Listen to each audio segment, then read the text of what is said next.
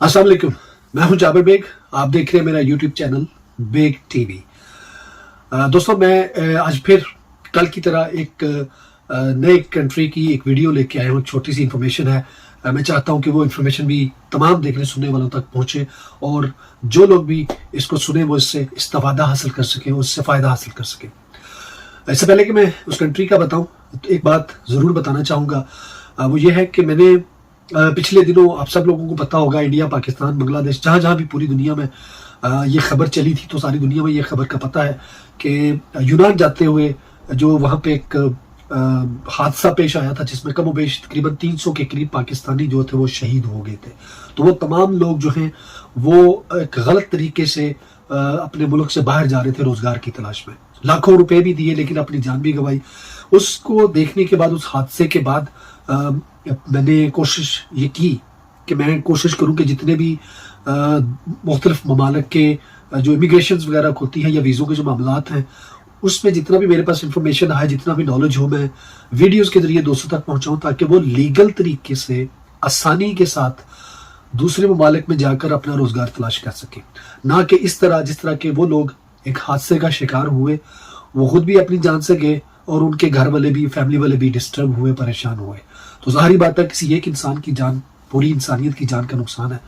तो मैंने उसके बाद ये डिसाइड किया था कि पॉलिटिक्स मामलात पे थोड़ा सा मैं कम बात किया करूंगा, लेकिन ज्यादातर इस तरह के जो मामलात हैं जिससे लोगों की खिदमत हो सके, लोगों को फायदा हासिल हो सके, वो जितनी भी इंफॉर्मेशन मेरे तक आएगी मैं जरूर लोगों तक पहुंचाऊंगा। लेकिन इस शर्त पे कि उसको आपने खुद भी सर्च करना है और बाकी की जितने भी काम जो रिक्वायरमेंट्स है वो आपने खुद पूरी करनी है। ना कि आपने ये सुनने के फौरन बाद एजेंटों के पास भागना है और उनको फिर लाखों रुपए देने और अपना नुकसान करना है। तो ये जितने भी कंट्रीज अब इमिग्रेशन वगैरह के वीजे जो मामलात जो खोल रहे हैं, जो नई पॉलिसीज लेके आ रही हैं, वो इस तरह की हैं कि आप खुद बैठकर ऑनलाइन अप्लाई करें और जो भी उनकी रिक्वायरमेंट्स हैं वो आप घर बैठ के पूरी करें और एजेंटों को देने वाले पैसे भी आप बचाएं। तो आज की जो वीडियो है उसमें जो इन्फॉर्मेशन है वो बहुत इंपॉर्टेंट और बड़ी अच्छी इन्फॉर्मेशन है इस हवाले से कि जर्मनी ने भी स्किल वर्कर वीजा जो है वो खोल दिए हैं। और जर्मनी के बारे में बताता चलूंगा, यूरोपियन के जितने भी ये यूरोपियन कंट्रीज के जो तमाम जो यूरोपियन कंट्रीज हैं उनमें सबसे जो स्ट्रिक्ट था, जो सबसे सख्त जिसके कानून थे, वो जर्मनी के थे। जितने भी लोग शेंजन वीजा वगैरह अप्लाई करते थे, जर्मनी बहुत कम लोगों को वीजा देता था। बाकी तमाम जो यूरोपियन कंट्रीज हैं वो वीजा दे देती थी, लेकिन जर्मनी बहुत स्ट्रिक्ट था, बहुत सख्त था। लेकिन जितना वो सख्त था उतना ही उसने बड़ा अच्छा फैसला किया। जर्मनी की पार्लियामेंट ने काफी महीनों की इनकी बहस चलती रही, डिस्कशन चलती रही, क्योंकि तमाम कंट्रीज ने ये अपॉर्चुनिटीज लोगों को दी थी, ये वीजे वगैरह इमिग्रेशन के खोले थे, जर्मनी ने नहीं खोले थे। तो अब जर्मनी ने भी जो खोला है वीजा, उसमें जर्मनी ने बहुत ज्यादा फ्लेक्सिबिलिटी रखी है। जिस तरह दूसरी कंट्रीज हैं वो खोलते तो जरूर है वीजा, लेकिन उसमें कुछ कॉम्प्लिकेशंस हैं जो लोगों को डिस्टर्ब करती हैं, प्रॉब्लम क्रिएट करती हैं। लेकिन जर्मनी ने क्या किया है कि इसमें आपको उन्होंने बगैर किसी फीस के ये जो स्कीम अभी वो मुतारफ करवा रहे हैं वो, और बगैर किसी ऑफर लेटर के। सबसे बड़ा जो मसला बनता था दूसरी कंट्रीज के अंदर वो ऑफर लेटर का बनता था कि जॉब ऑफर लेटर आपको मिलता था तब जाके आपको वीजा मिलता था और आप ट्रैवल करते थे। जर्मनी में ये सीन नहीं है। अभी जो उन्होंने अनाउंसमेंट की है, फर्दर जो डिटेल है वो भी आनी है 1-2-3 वीक के बाद, उसका आप इंतजार कीजिएगा। उसमें वो सारा प्रोसेस बताएंगे कि आपने किस किस वेबसाइट पे जाके अप्लाई करना है।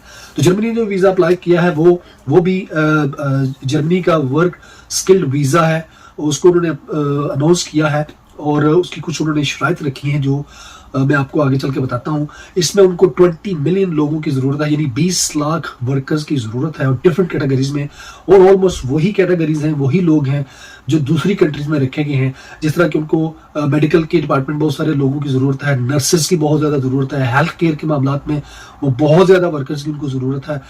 इसी तरह इस तरह के जो इससे रिलेटेड जो लोग हैं, जो पढ़े लिखे हजरात हैं, जो डिग्री होल्डर्स हैं, उनकी उनको बहुत ज्यादा जरूरत है। वो चाहते हैं कि उनकी कंट्री में इस तरह के पढ़े लिखे लोग आए या ऐसे लोग आए जिनके पास एक्सपीरियंस हो, कुछ ना कुछ काम उन्होंने सीख रखा हो, जो यहाँ पे आके वो उस कंट्री की जो माशी हालत है उसको ज्यादा से ज्यादा बेहतर बनाने में कारामद साबित हो सके।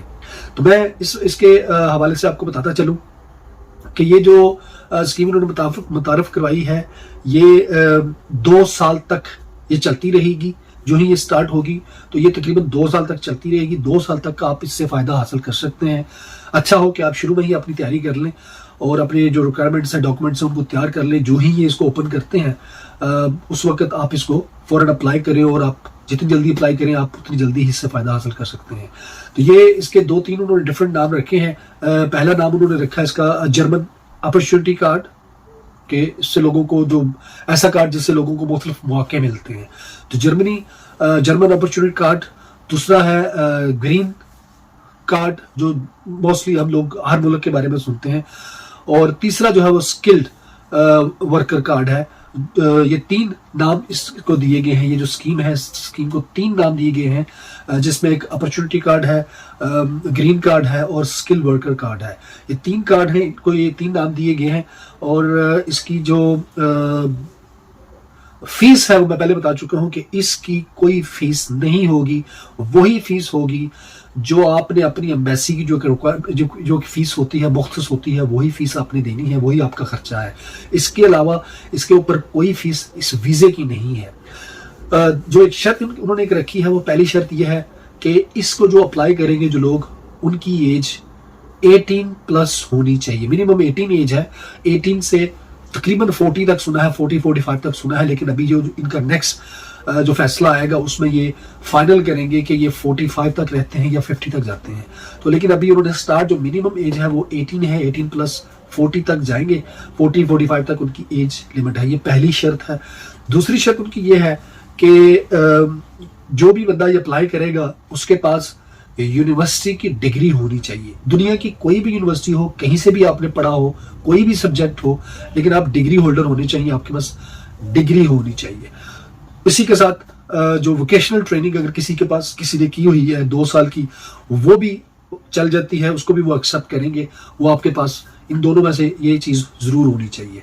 और तीसरा जो है वो है वर्क एक्सपीरियंस। 2 साल का कोई एक्सपीरियंस होना चाहिए आपका किसी भी फील्ड के अंदर, किसी भी स्पेशल जो फील्ड होती है उनके अंदर। अगर आपके पास कोई 2 साल का एक्सपीरियंस है, जहाँ पे आप एक्सपीरियंस लेते हैं, वो आपको एक्सपीरियंस लेटर भी देते हैं। आपके पास प्रूफ होना चाहिए कि आपने दिस इज डिपार्टमेंट के अंदर आपने काम किया है, आपका ये एक्सपीरियंस है और ये आपका एक्सपीरियंस लेटर है।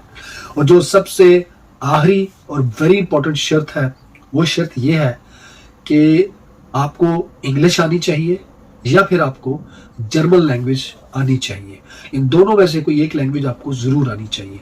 तो इंग्लिश लैंग्वेज इतनी आनी चाहिए, आइल्स या टॉफल वगैरह की जरूरत नहीं है, लेकिन उसमें इतना हो कि आपको इंग्लिश बोलनी आती हो, इंग्लिश लिखनी आती हो, पढ़नी आती हो, तो उससे भी गुजारा चल जाता है।